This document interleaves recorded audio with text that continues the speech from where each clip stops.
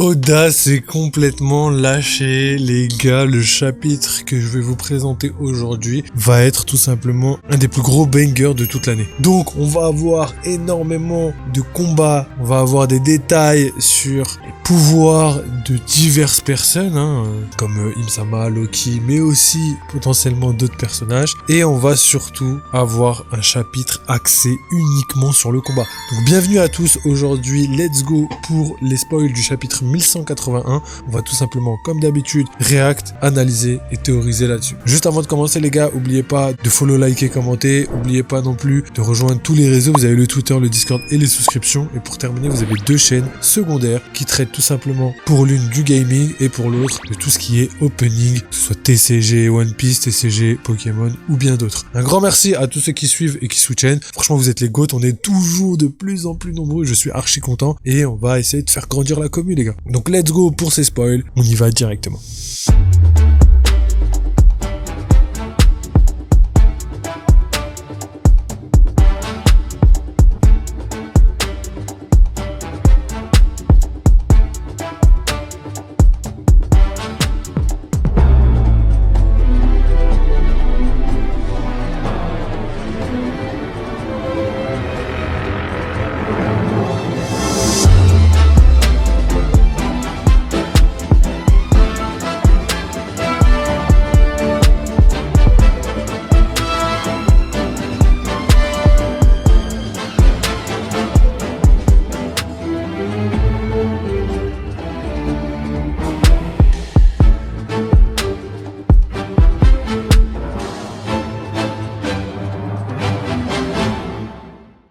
Donc let's go réagir aux informations données par les spoilers et par extension les leakers, et on va tout simplement avoir un chapitre colossal comme je l'ai déjà dit dans l'intro. Là ça va être monstrueux, accrochez-vous bien les gars. Donc on réagit direct au chapitre 1181 qui a tout simplement pour titre Dieu et Diable. Déjà juste ça annonce la couleur les gars, Dieu et Diable. Vraiment le diable qui affronte un dieu. Et là le dieu qui va être mis en avant c'est simplement Loki. Donc ça c'est complètement fou parce que ça explique aussi tout le folklore autour de One Piece. Je vous disais que voilà, Loki et Luffy aussi par extension avaient des prédécesseurs qui étaient tout simplement des dieux, que ce soit Nika ou que ce soit Nidhogg, parce que Nidhogg du coup est considéré comme le dieu Nidhogg et pas seulement un fruit du démon. Et ça montre tout simplement que tous les fruits du démon de type mythique correspondent peut-être à des dieux antiques qui auraient vécu à l'époque de Im-sama. Donc découvrons ça ensemble. Donc le chapitre est centré sur Loki vs Imu. Voilà, chapitre de combat, ça va être colossal. Loki tente d'écraser Imu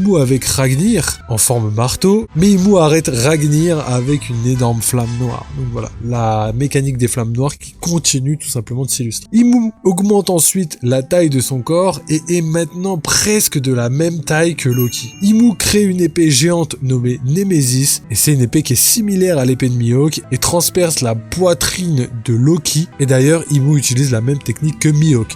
Et du coup, la technique c'est tout simplement celle qu'on voit dans l'image juste ici, et c'est une technique qu'on a vue à Marineford. Et cette technique, en plus de ses yeux et en plus de la lame, renforce encore une fois les gars les liens qu'il y a entre Imu-sama et Mihawk. Donc je pense qu'ils doivent partager un lien au niveau de leur race. Peut-être que Imu et Mihawk sont issus d'une certaine manière de la même race. Mihawk c'est Dracul Mihawk, donc est-ce que ce serait l'élève de Im-sama? C'est une possibilité même si on n'en est pas totalement sûr. Est-ce que ce serait le fils d'Im-sama? On n'en est également pas totalement sûr, même si en vrai on n'est pas à l'abri de choses comme ça. On pourrait imaginer qu'Imu, tout comme les dragons célestes, puisse faire des enfants, même si on a du mal à le voir comme ça. C'est des choses qui sont pas du tout impossibles quand on voit la manière dont Imu idolâtre Vivi et en même temps Lily. On a l'impression quand même sérieusement que voilà, Imu il a quand même pas mal de liens avec la jante féminine.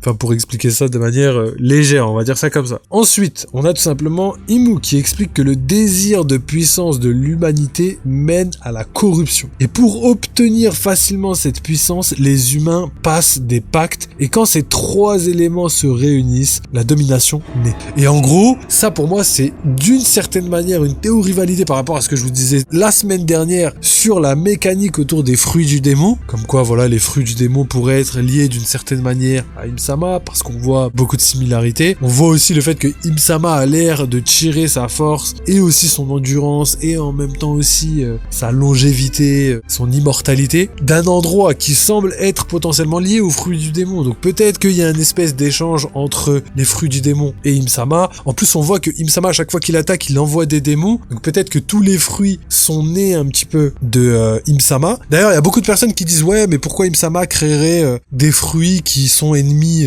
de lui-même, tu vois, genre par exemple Nika, etc., etc. C'est une bonne question, mais en fait c'est tout simple. C'est tout simplement qu'il enferme des âmes de ses ennemis dans les fruits du démon pour les répliquer, tu vois. Et en gros, ces âmes, elles ont leur propre volonté et ça explique en fait toute la mécanique qu'on connaît déjà autour des fruits du démon. Donc pour moi, c'est totalement pertinent. Et du coup, tout ça prend son sens quand on voit la phrase, tu vois. Le désir de puissance de l'humanité mène à la corruption, tu vois. Et en plus de ça, ensuite, ils finissent par passer des pactes. Et les pactes, pour moi, c'est soit le fait de manger un fruit du démon, c'est une sorte de pacte, le fait d'accepter de perdre quelque chose en échange d'une contrepartie. Donc ça, pour moi, encore une fois, c'est légendaire. Et en plus de ça, ça explique aussi d'une certaine manière l'immortalité d'Im-sama. Cependant, il y a quand même quelque chose qu'il faut garder en tête, c'est que la seule personne qui nous a expliqué l'immortalité dans l'univers de One Piece, c'est Doflamingo. Et en fait, Doflamingo, ce qu'il dit, c'est tout simplement que le fruit du bistouri donne l'immortalité. Et le fait que lui-même sait des choses sur Marijois, qui connaît le trésor de Marijois, qui connaît plein d'informations que personne n'a, fait en sorte que cette information, il pourrait la tirer de son appartenance au dragon céleste. Et qui dit dragon céleste, dit par extension Im-sama. Donc peut-être que c'est en connaissant l'histoire d'Im-sama qu'il a appris que le fruit du bistouri pouvait donner tout simplement l'immortalité. Donc c'est pour ça que ces deux choses entrent en contradiction, mais ce qui est réel aujourd'hui, c'est qu'on peut bel et bien avoir l'immortalité avec le fruit du démon de Trafalgar Law, mais on peut aussi avoir l'immortalité en échangeant l'espérance de vie. On l'a vu avec Big Mom, mais on l'a aussi vu dans les précédents chapitres avec Im-sama, qui a tout simplement échangé des années de vie de Brogy en puissance. Donc peut-être qu'il tire sa puissance de la transformation et des pactes qu'il y a entre les fruits du démon, le fait qu'il transforme un petit peu l'espérance de vie en puissance, et peut-être qu'il tire son immortalité du fruit du bistouri. C'est une possibilité, c'est des choses qu'il faut garder en tête, mais tout ça quand même nous donne pas mal d'informations, surtout avec cette phrase. Et du coup, il finit avec le fait que quand ces trois éléments se réunissent, la domination naît. Donc effectivement, c'est tout simplement la suite logique des événements, étant donné que voilà, quand les gens veulent de la puissance, ça mène à la corruption. Les humains passent des pactes, donc ils échangent des choses, et à la fin, quelqu'un veut toujours surpasser les autres et veut toujours dominer les autres. Et c'est pour ça que Luffy et Nika par extension sont tout simplement l'antithèse de tout ça, parce que eux, ils ne veulent que libérer. Donc tout commence à se mettre en ordre, tous les parallèles sont mis en place, et je trouve ça magnifique. On continue ensuite avec Loki qui dit qu'il ne se soumettra à personne, mais Imu répond que le véritable bonheur ne peut exister que sous la domination. Donc ça, c'est assez intéressant parce que c'est vrai que c'est un cheminement philosophique qui est réel. Il y a beaucoup de personnes qui se posent la question de savoir est-ce que l'être humain est fait pour être totalement libre. Vous savez, quand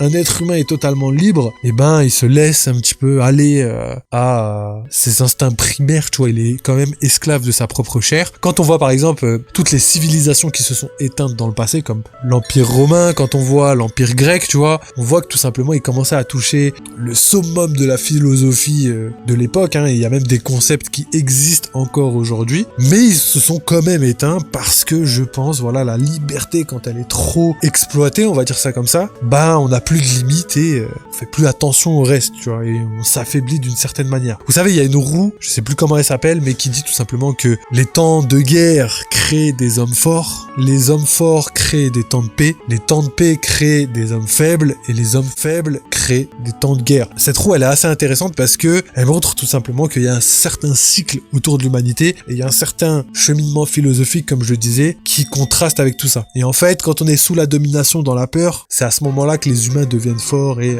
se surpassent. Cependant, quand on est voué à une liberté totale, malheureusement, on est sujet à des choses un petit peu sordides. Donc c'est pour ça que la manière dont Im-sama prend son rôle dans l'arc d'Elbaf, je trouve que c'est magnifique parce qu'en fait, j'ai l'impression que ça va faire un petit peu comme Thanos, tu vois. En gros, au début, tout le monde le déteste, puis après, quand tu vois un petit peu où il veut en venir, ce qu'il défend et ce qu'il montre, bah c'est là où tu te rends compte que finalement, il dit peut-être pas n'importe quoi, tu vois. Donc, c'est pas si mal, c'est un personnage qui est ultra bien écrit, ultra profond, c'est pas juste, voilà, une copie d'un monstre ou je ne sais quoi. Au contraire, j'ai l'impression qu'il va apporter certaines interrogations qui va nous faire poser la question de savoir est-ce que c'est bien ou est-ce que c'est mal. Donc, je trouve ça plutôt pas mal. Je voulais vous parler justement de cette manière de voir les choses. Donc, on continue les gars. On a tout simplement Imu qui se souvient de Joy Boy. C'est ce que je vous disais dans l'intro avec voilà certains personnages qui vont revenir, qui vont nous donner des informations auxquelles on n'aurait jamais jamais imaginé ça possible. Et on voit tout simplement que Imu se souvient de Joy Boy, toujours dans l'ombre. Il semble qu'ils étaient amis. Ça, c'est vraiment le plot twist légendaire. C'est quelque chose qui m'étonne même pas. Même si on s'y attendait pas, ça ne m'étonne pas du tout. Et je vais vous expliquer pourquoi juste après. Et soudain, Imu crie très en colère, n'est-ce pas, Joy Boy? Et je pense que tout ça va être lié comme on l'a déjà vu. Pour moi, Imu, je pense que c'était quelqu'un qui dominait le monde déjà avant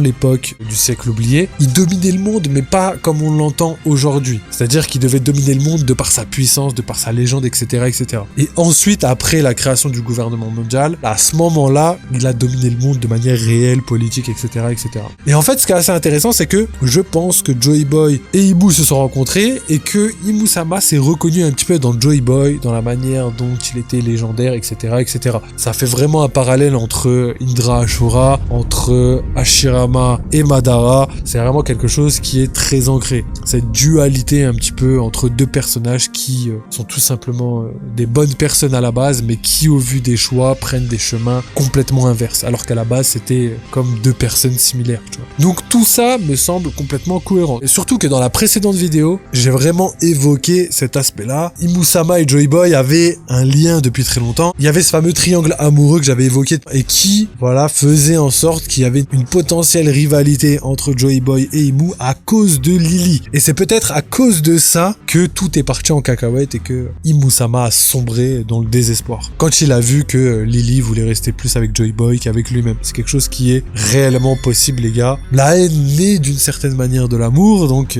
quand ton plus grand amour te tourne le dos d'une certaine manière, il se peut que la plus grande des haines naisse au même moment. Donc ça, c'est assez intéressant parce que c'est des choses qui va être mis en avant et puis c'est des choses fondamentales, tu vois, c'est des choses qui arrivent à tout le monde et que tout le monde peut comprendre et qu'au final, tout le monde peut s'identifier à cette mise en scène, on va dire ça comme ça. Allez, on continue avec Loki qui attaque tout simplement Imu et il l'enfonce dans l'arbre d'Adam. Puis Loki se transforme en dragon et lance un Thor Aim. Et du coup, le chapitre se termine avec Imu qui sourit après avoir survécu à l'attaque de Loki et Imu dit « Alors, tu es revenu ». Et du coup, c'est fin du chapitre. Pause du Shonen Jump la semaine prochaine parce que c'est la Golden Week au Japon. Donc, pas de chapitre la semaine prochaine, mais on finit cette semaine avec un chapitre complètement légendaire. Et quand Imu-sama dit « Alors, tu es revenu », c'est à Loki qui s'adresse et en gros, ça veut dire « Tu es revenu en forme dragon ». C'est ce que les leakers ont tout simplement suggéré pour expliquer cette phrase. Donc, voilà pour les spoils. On va passer à l'analyse tout de suite. Ok, passons maintenant à l'analyse. J'ai énormément de choses à vous dire. Donc déjà, il fallait que je vous redonne des informations que j'ai pas dites la semaine dernière, mais qui sont passées un petit peu partout. C'est des choses qui sont essentielles pour décrypter One Piece. La première information, c'est tout simplement la cape. Je suis pas revenu dessus parce que c'était assez logique à mon sens. Je m'étais concentré sur autre chose. Mais pour les personnes qui avaient pas les informations, la cape de Imu-sama renferme tout simplement un signe distinctif qui est tout simplement la fusion des différents pactes avec Chevalier Divin ou avec les Gorosei.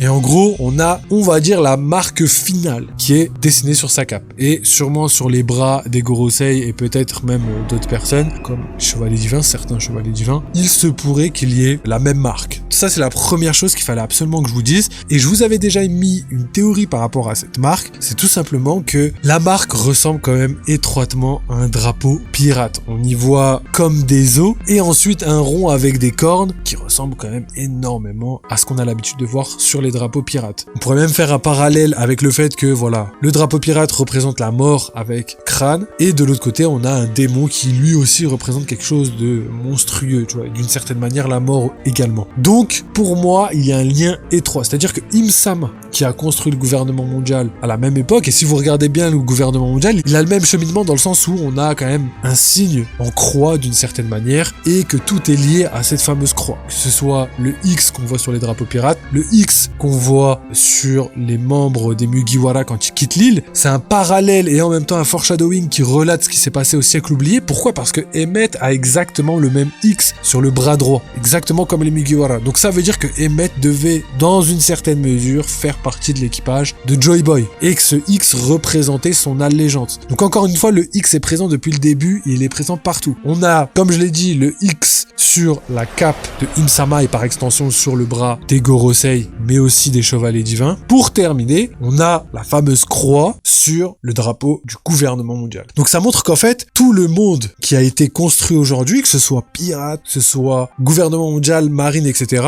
repose un petit peu sur la même chose. Pourquoi ? Parce qu'en fait, j'ai l'impression que tout ça a été créé par deux hommes qui partageaient une vision différente du monde, même si à la base ils étaient tous les deux amis. Et ça, je vous l'ai déjà dit, pour moi, c'est Joy Boy et Im-sama qui, je pense, avaient les mêmes ambitions, conquérir le monde d'une certaine manière, sauf que à la fin, les deux chemins ont divergé parce que l'un a voulu dominer et l'autre a voulu libérer. Et ça, je pense que c'est tout simplement ce qui a fait que Im-sama et Joy Boy se sont tout simplement trahis d'une certaine manière. Parce qu'on voit qu'ils étaient amis mais que malheureusement ça s'est mal fini et que voilà, la finalité, leur but était similaire. On peut aussi penser à Zuneisha qui a trahi d'une certaine manière Joy Boy, exactement comme Emmett, et ça je pense que c'est parce que Im-sama était proche de Joy Boy mais qu'à la fin ils étaient ennemis. Et du coup, sans le savoir ou sans le vouloir, Emmett et Zuneisha ont trahi Joy Boy parce qu'ils ont été manipulés d'une certaine manière par Im-sama. Et quand on regarde la fresque, on voit tout simplement Im-sama assis sur la tête de Zuneisha, ce qui nous relate tout simplement des faits du passé. Donc quand tu prends tout ça en compte, tout commence à se mettre en place et tout commence à tout simplement s'assembler sous nos yeux. Donc c'est pour ça que c'est complètement fou et que j'ai l'impression qu'on va avoir énormément de révélations sur tout ça.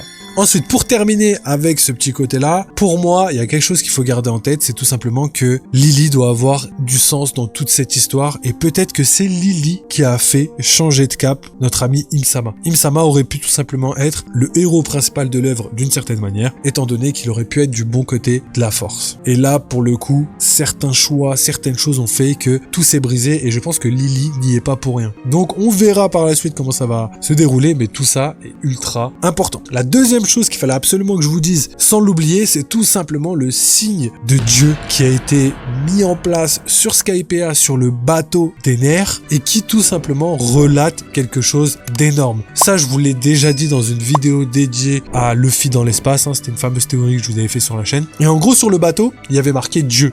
Et en fait, les kanji japonais, quand tu les sépares, eh ben, on peut retrouver les mêmes kanji que pour le mot Nerona. Et en gros, on comprend maintenant que tout était lié et que tout était prévu depuis le début. Et ça, c'est qu'une seule chose, parce qu'on peut ajouter pas mal de parallèles depuis qu'on sait que Elbaf, Imusama, Skypiea et Ener ont un lien étroit, et même énormément de parallèles. Tout simplement parce que les deux sont considérés comme des dieux, les deux sont d'une force quasiment invincible pour le commun des mortels, ils gouvernent et veulent détruire. Tu vois, il y a tellement de parallèles, c'est vraiment abusé. Et en fait, on voit tout simplement que leurs origines pourraient être les mêmes, étant donné le côté un petit peu lunaria de Imu, et étant donné que Ener est originaire de la Lune, parce qu'il le dit lui-même, tu vois, que ses ancêtres viennent de Fairyverse, hein, et jusqu'à ce qu'il nous révèle ce qu'est Fairyverse, on savait pas, mais aujourd'hui on sait c'est la Lune. Il y a trouvé d'ailleurs des ruines, ce qui montre que tout ça pourrait venir du même endroit. Et pour continuer les parallèles, on y voit aussi tout simplement des habits similaires, on y voit aussi cette manière d'être hautain et de mépriser les gens, et on y voit aussi la fameuse Arche Maxime, qui est tout simplement, si on regarde bien dans les détails, quelque chose qui pourrait ressembler à ce qui a détruit Lulusia. Et d'ailleurs, les plans de l'Arche Maxime auraient pu être légués dans la famille de Ener, parce que c'est quelque chose que lui seul possédait. Personne d'autre dans le ciel n'a cette technologie à part Ener. Donc, tout commence à prendre sens, tout commence à s'expliquer, et tout était lié depuis le début. Et ça, c'est des choses que je vous ai dites il y a plus de 2 ans, vous pouvez aller regarder la vidéo, je vous la mettrai en haut à droite. Donc, ça, c'est énorme, et je trouve ça ultra pertinent encore aujourd'hui, surtout avec les dernières révélations. Donc, ce qui a détruit Lulusia pourrait ressembler à l'Arche Maxime, et si on regarde encore une fois la fresque, on a tout simplement tous les éléments sous les yeux. Im-sama proche de Zuneisha, on a Im-sama en dessous d'une espèce d'arche volante capable d'envoyer des éclairs, ce qui pourrait tout simplement faire écho à ce qu'on a vu à Lulusia. Donc, Oda nous a donné tous ces éléments depuis très longtemps, et je suis ultra choqué de savoir que tous ces éléments prennent sens aujourd'hui. Donc voilà, ça c'était cool, ça c'était des choses chose qui était obligatoire et qu'il fallait que je vous rappelle, étant donné que je vous avais déjà fait cette théorie, je vous la mettrai. Et honnêtement, je suis ultra content de ce genre de théorie validée qu'on transmet depuis bien longtemps maintenant. Donc ça, c'est dit, et maintenant on va passer à l'analyse de ce chapitre, parce que là on a parlé que de ce qu'il fallait qu'on remette sur le tapis. Donc le triangle amoureux, je vais pas revenir là-dessus parce que j'en ai parlé juste avant, mais voilà, Lily est au cœur de tout ça et ça va être légendaire, je pense. Ensuite, ce qu'il faut garder en tête, c'est tout simplement Mihawk, qui de plus en plus a des liens avec Im-sama. On sait que c'était Dracul Mihawk, donc il y a le côté Dracula, vampire, etc. D'ailleurs, le seul vampire ou la seule personne qu'on pourrait assimiler à un vampire, c'est les géants du village d'Estrid, donc le frère d'Estrid qui ressemblait un petit peu à un vampire. Donc est-ce qu'il pourrait y avoir un lien? Peut-être, en tout cas pour la race, je doute, mais en tout cas pour les liens avec ce côté démoniaque, je pense que c'est possible. On a les yeux qui n'ont jamais été expliqués, encore aujourd'hui. On sait pas vraiment ce que ça veut dire, même si on a plus d'informations. Côté Ophanim qui revient énormément sur Im-sama, ce qui fait en sorte que voilà, il est capable de voir dans toutes les directions. Si vous regardez bien les cases, les gars, intéressez-vous aux cases, parce qu'on voit tout simplement qu'il regarde dans toutes les directions à chaque fois qu'il attaque. Quand il vole, il regarde dans toutes les directions, ce qui lui permet d'avoir une sorte de troisième œil capable de tout voir. Et ça, c'est légendaire parce que je pense que ça va être ultra utilisé dans One Piece. Ensuite, quand on continue, on a tout simplement le design de Mihawk qui fait un peu démoniaque, hein, c'est quelque chose qu'on n'a pas l'habitude de voir, et en plus on n'a pas d'ancêtre, on n'a pas de famille, on connaît rien sur lui, donc c'est assez bizarre de se dire que cet homme pourrait être en lien avec Ibu-sama. En tout cas, il a quelque chose, mais on sait pas d'où ça vient. Et pour terminer, on a tout simplement ces techniques au sabre qui commencent à montrer que Mihawk n'est pas n'importe qui et qu'il a clairement pas usurpé son titre. Donc quand on comprend ça, on voit que Im-sama a les mêmes techniques que Mihawk, et on sait pas si c'est Mihawk qui a copié Im-sama, peut-être qu'il était élève d'Im-sama, je ne sais comment, peut-être que c'est un Tenryubito et personne ne le sait. Je sais pas, peut-être que c'est un Nerona, peut-être que c'est quelqu'un de non immortel mais qui est descendant de la famille Nerona, c'est peut-être pour ça qu'il est tout seul, tu vois, c'est une possibilité. Copie un petit peu Im-sama qui, malgré le fait qu'il est entouré des Gorosei et tout, c'est plutôt quelqu'un de solitaire, hein, on le voit quand même un petit peu. Et sinon, bah on pourrait imaginer que Im-sama a un lien très étroit avec Mihawk, même si on n'a pas plus d'informations. Donc ça, c'était quelque chose qu'il fallait absolument garder en tête. Et pour terminer avec cette vidéo, qui est déjà quand même suffisamment longue, je dirais juste que pour moi, au vu de la manière d'Im-sama de parler dans ce chapitre, on peut que imaginer que les dieux dans l'univers de One Piece existaient bien et qu'on a tout simplement dans le passé une histoire où les dieux peuplaient la terre et que ces dieux-là pouvaient discuter et cohabiter entre eux avant que tout ne dégénère. Et quand on voit Nidhogg qui est tout simplement considéré comme un dieu, rappelez-vous quand même ce qui a été dit, Nidhogg c'est tout simplement dieu de la guerre en fait de Elbaf, tu vois, un dieu guerrier d'Elbaf, et la transformation dragon, ça veut pas dire qu'il avait le fruit du dragon à l'époque, tu vois. Là au contraire, on a l'impression que Im-sama s'adresse à Nidhogg comme il s'adresse à Joy Boy, comme il s'adresse à Davy Jones, tu vois. Et par extension, c'est quand il s'adresse à Xebec, peut-être Barbe Noire dans le futur, et à Luffy, qu'il les confond avec quelqu'un qu'il a côtoyé à l'époque. Donc ça veut dire qu'il a côtoyé Nidhogg à l'époque, et pas un géant qui avait un fruit du démon, tu vois. Sinon il l'aurait appelé par le nom du géant, tu vois. Là il l'appelle par le nom du fruit du démon, donc Nidhogg. Et tout ça est ultra cohérent et ultra pertinent parce que ça montre que les dieux existaient bel et bien et que aujourd'hui on a un diable qui pour moi n'est pas un diable, hein, c'est tout simplement un dieu déchu d'une certaine manière parce que il a toutes les caractéristiques pour être une divinité, le côté ange, le côté aile, le côté omniprésent, etc. Le fait qu'il soit tout le temps beau gosse, etc. Pour moi, tout ça montre que il était du bon côté, il faisait partie des dieux et qu'ensuite le mal s'est immiscé dans tout ça, ce qui a tout simplement brisé un petit peu l'Olympe, j'ai envie de l'appeler comme ça, de l'époque, ce qui a fait que les dieux se sont entretués jusqu'à leur décimation totale. Et ils ont tous été transformés via le pouvoir d'Im-sama en fruits du démon, ce qui les a emprisonnés.